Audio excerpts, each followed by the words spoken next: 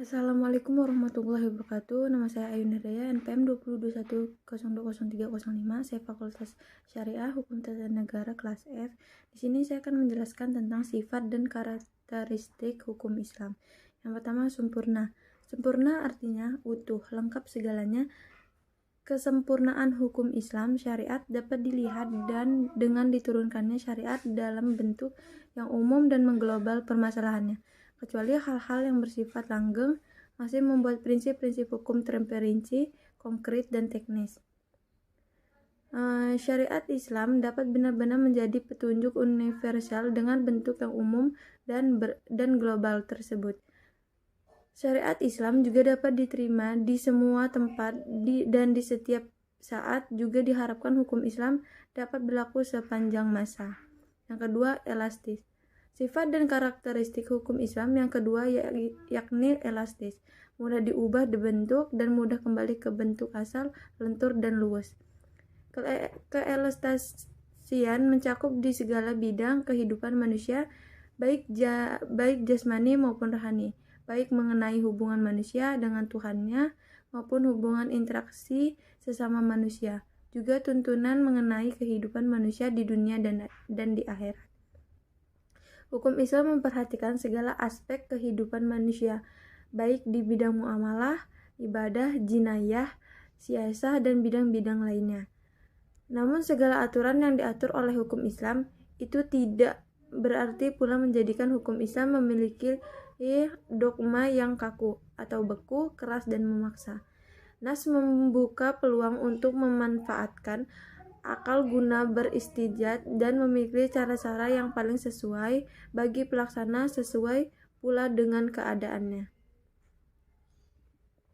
Yang ketiga, universal.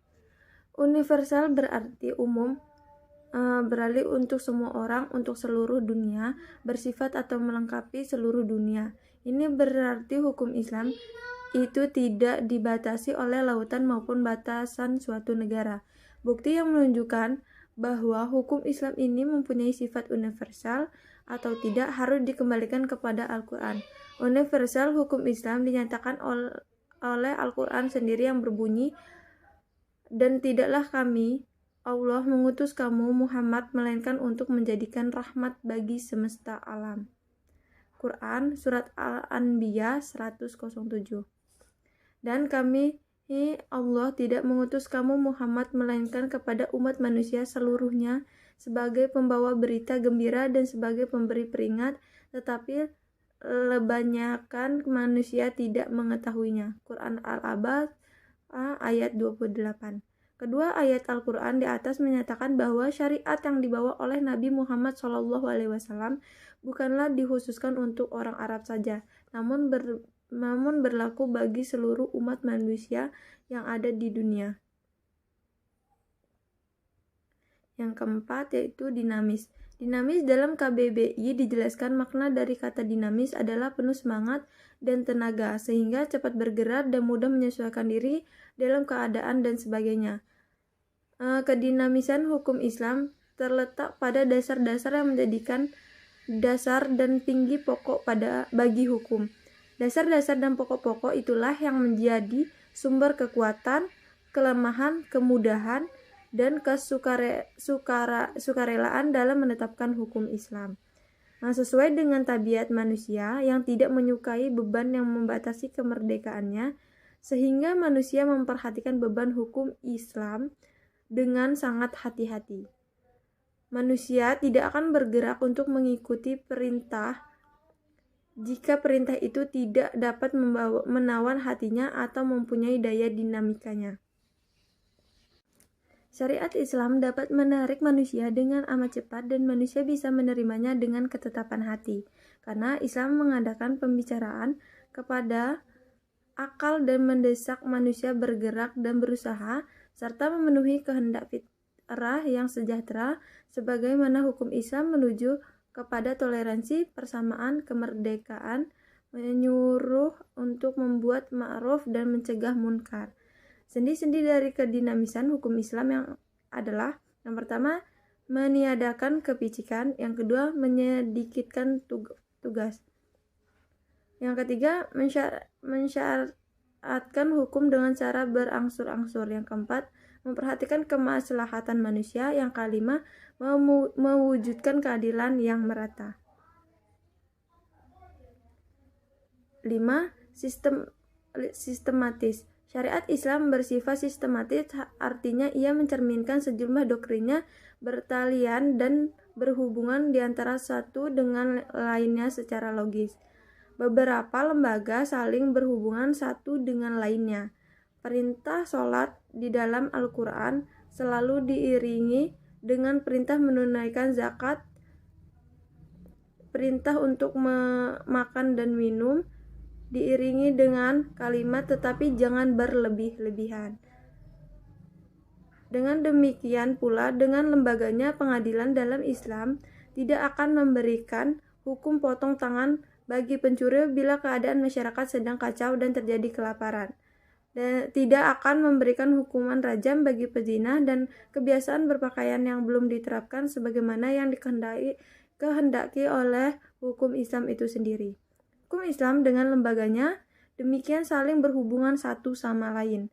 Hukum Islam tidak akan bisa dilaksanakan apabila diterapkan sebagian dan ditinggalkan sebagian lainnya. Selanjutnya, hukum Islam bersifat tabibudi dan takuli. Al-Satibi menyatakan bahwa tabudi adalah suatu di mana tujuan hukum dan dalam melembagakan hukum untuk membebaskan mukallaf dari perintah-perintah hawa nafsunya, agar dia menjadi hamba Tuhan dengan sukarela. Sebagaimana dia juga hamba Tuhan secara almiah atau secara terpaksa, dengan takuli adalah sebaliknya. Bersifat takbudi. Lebih jelasnya, takbudi adalah suatu bentuk ibadah yang tujuan utamanya untuk mendekati diri kepada Allah, yakni beriman kepadanya dan segala konsekuensinya berupa ibadah yang mengandung sifat tabudi murni. Artinya, maka atau ide dan konsep yang terkandung di dalam tidak dapat dinar, khairu makulah almana, atau suprarasional. Manusia harus menerima apa saja yang telah ditetapkan oleh syariat. Contohnya, sewaktu Umar melaksanakan haji bersama Rasulullah SAW, Rasulullah mencium batu Hajar Aswad. Melihat hal itu, terucaplah Umar radhiyallahu anhu berkata, "Kamu hanya sebuah batu. Jika aku tidak melihat Rasul menciummu, niscaya tidak akan aku lakukan hal ini." Bersifat takuli. Yang kedua, yakni takuli berbentuk dalam bidang muamalah. Takuli ini bersifat duniawi yang makanya dapat dipahami oleh nalar makula almana atau rasional. Maka manusia dapat melakukannya dengan bantuan nalar dan pikiran manusia. Ilat dari muamalah yang bersifat takuli dapat dirasionalkan dengan melihat adanya maslahat atau mudarat yang terkandung di dalamnya. Suatu dilarang karena ada kemudaratan di dalamnya dan diperintahkan karena ada kemaslahatan di dalamnya.